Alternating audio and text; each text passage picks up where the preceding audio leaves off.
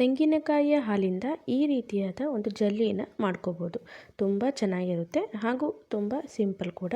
ನೋಡಿ, ಮೇಲಿಂದ ಈ ರೀತಿ ಡ್ರೈ ಫ್ರೂಟ್ಸ್ ಇತ್ತು ಅಂದರೆ ಹಾಕ್ಕೊಂಡು ತಿಂತಾಯಿದ್ರೆ ಈ ಒಂದು ಸೆಕೆಗೆ ಈ ಒಂದು ತಂಪಾದ ಒಂದು ತಿನಿಸನ್ನು ಮನೆಯಲ್ಲಿ ನೀವು ಮಾಡಿಕೊಂಡು ತಿನ್ಕೋಬೋದು. ಬನ್ನಿ ಹೇಗೆ ಮಾಡೋದು ಈ ಒಂದು ಕೊಕೊನೆಟ್ ಜೆಲ್ಲಿ ಅಂದರೆ ತೆಂಗಿನ ಹಾಲಿನ ಜೆಲ್ಲಿನ ಹೇಗೆ ಮಾಡೋದು ಅಂತ ಸಿಂಪಲ್ಲಾಗಿ ನೋಡ್ಕೊಂಬರೋಣ. ನಾನಿಲ್ಲಿ ತಗೊಂಡಿದ್ದೀನಿ ಅರ್ಧ ಹೋಳಷ್ಟು ತೆಂಗಿನ ಕಾಯಿ ತೊಗೊಂಡಿದ್ದೀನಿ. ಇದನ್ನು ತುರ್ಕೊಂಡು ಬಂದಿದ್ದೀನಿ ನೋಡಿ ಈ ರೀತಿಯಾಗಿ. ಇದು ಸ್ವಲ್ಪ ಅಂದರೆ ಎಳೆ ತೆಂಗಿನಕಾಯಿ ಆಗಿತ್ತು.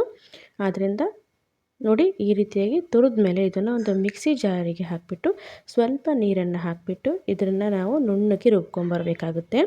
ನಾವೆಷ್ಟು ನುಣ್ಣಗೆ ರುಬ್ತೀವೋ ಅಷ್ಟು ನಮಗೆ ತೆಂಗಿನ ಹಾಲು ಜಾಸ್ತಿ ಸಿಗುತ್ತೆ.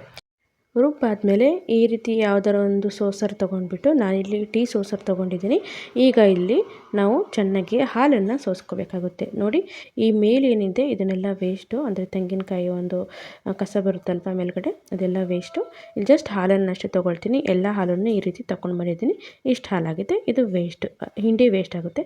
ನಂತರ ಒಂದು ಅರ್ಧ ಚಮಚದಷ್ಟು ನಾನು ಇಲ್ಲಿ ಕಾರ್ನ್ಫ್ಲವರ್ ತೊಗೊಂಡಿದ್ದೀನಿ. ಇದಕ್ಕೆ ನಾವು ಜಸ್ಟ್ ತೆಂಗಿನಕಾಯಿಯ ಹಾಲು ಇರುತ್ತಲ್ಲ ಇದನ್ನು ಹಾಕಿ ಒಂದು 3 ಚಮಚ ಹಾಕಿ ಮಿಕ್ಸ್ ಮಾಡ್ಕೊಳ್ಳೋಣ. ಮತ್ತು ಇಲ್ಲಿ ನಾವು ಬಿಸಿ ಮಾಡಿದ್ದು ತೆಂಗಿನ ಹಾಲನ್ನು ಹಾಕಬಾರ್ದು.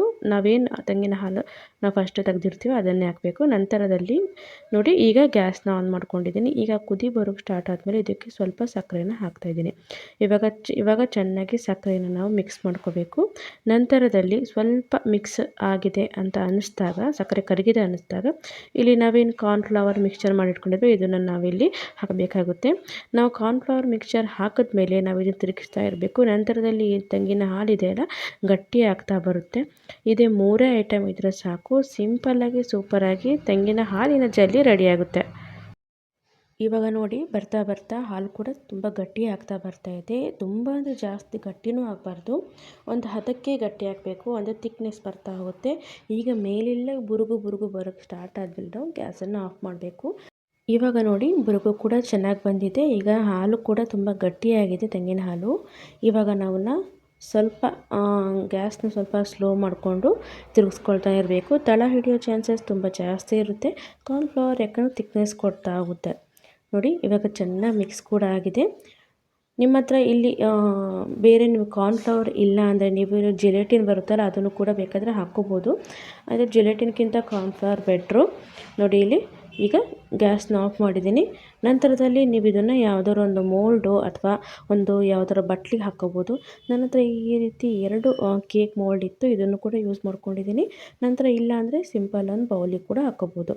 ನೋಡಿ, ಇದು 2 ಚೆನ್ನಾಗಿ ವಾಶ್ ಮಾಡಿ ಸ್ವಲ್ಪ ಬೇಕಾದರೆ ನೀವು ತುಪ್ಪ ಅಥವಾ ಎಣ್ಣೆನ ಸವರಬೇಕಾಗುತ್ತೆ ಬಟ್ಲುಗಳಿಗೆ ಮತ್ತು ಮೋಲ್ಡಿಗೆ. ನಂತರದಲ್ಲಿ ನಾವು ಮಾಡಿರುವಂತಹ ಒಂದು ಜೆಲ್ಲಿ ಮಿಶ್ರಣ ನಾನು ಇದಕ್ಕೆ ಹಾಕ್ತಾಯಿದ್ದೀನಿ. ಹಾಕಿಬಿಟ್ಟು ನಾನು ಇದನ್ನು ಒಂದು 2 ಅವರ್ ನಾನು ಫ್ರಿಜ್ಜರ್ನಲ್ಲಿ ಇಡ್ತೀನಿ. ಅಂದರೆ ಮೇಲುಗಡೆ ಇಡ್ತೀನಿ, ನಾರ್ಮಲ್ ಇದು ಇರುತ್ತಲ್ಲ ಟೆಂಪ್ರೇಚರ್ ಫ್ರಿಜ್ಜರಲ್ಲಿ ಅದರಲ್ಲಿ ಇಡ್ತೀನಿ. ಕೆಳಗಡೆ ಬೇಡ, ಮೇಲುಗಡೆ ಒಂದು 2 ಅವರ್ ಆದಮೇಲೆ ನೋಡಿ ಈಗ ಗಟ್ಟಿಯಾಗಿದೆ ಆಲ್ಮೋಸ್ಟು. ನಾನು ಜಸ್ಟ್ ನಿಮಗೆ ಈಗ ಒಂದು ತೆಗೆದು ತೋರಿಸ್ತೀನಿ, ಜಸ್ಟ್ ಒಂದು ತಿಂತಿದ್ದೀನಿ ಅಷ್ಟೇ. ನಂತರ ಸಂಜೆ ನಾನು ಅದನ್ನು ಇಟ್ಟಿದ್ದೀನಿ. ನೋಡಿ, ಈಗ ಇದು ತೆಗೆದಾಗಿದೆ. ಈಗ ಜಸ್ಟ್ ಒಂದು ಪ್ಲೇಟಲ್ಲಿ ಈ ರೀತಿ ಮಗ್ಚಾಕ್ಬಿಟ್ರೆ ಸಾಕು, ಈಸಿಯಾಗಿ ಒಂದು ಜೆಲ್ಲಿ ಬಂದುಬಿಡುತ್ತೆ. ಈ ರೀತಿಯಾಗಿ ನೀವು ಕೂಡ ತಿನ್ಕೋಬೋದು. ನಂತರದಲ್ಲಿ ಸ್ವಲ್ಪ ಮೇಲ್ಗಡೆ ನಾನು ಗೇರು ಬೀಜ ಅಂದರೆ ಗೋಡಂಬಿ ಮತ್ತು ಬಾದಾಮಿನ ಸ್ವಲ್ಪ ಪುಡಿ ಮಾಡಿದ್ದೆ, ಅದನ್ನು ಕೂಡ ಹಾಕಿದ್ದೀನಿ. ಬೇಕಾದರೆ ಪಿಸ್ತಾ, ಖರ್ಜೂರ ಯಾವ್ದು ಬೇಕಾದರೂ ಹಾಕೋಬೋದು. ಏನು ಹಾಕಿದ್ರೂ ಟೇಸ್ಟ್ ಕೊಡ್ತಾ ಹೋಗುತ್ತೆ. ಯಾಕಂದರೆ ತುಂಬ ಪ್ಯೂರಾಗಿ ಮಾಡಿರುವಂಥ ಒಂದು ಜೆಲ್ಲಿ ಎಲ್ಲ ತುಂಬ ಚೆನ್ನಾಗಿರುತ್ತೆ. ನೀವು ಕೂಡ ಮಾಡಿಕೊಡಿ ಅಂತ ಹೇಳ್ತಾ ನಮ್ಮ ಚಾನಲ್ ನೋಡೋದಕ್ಕೆ ತುಂಬ ಹೃದಯದ ಧನ್ಯವಾದಗಳು.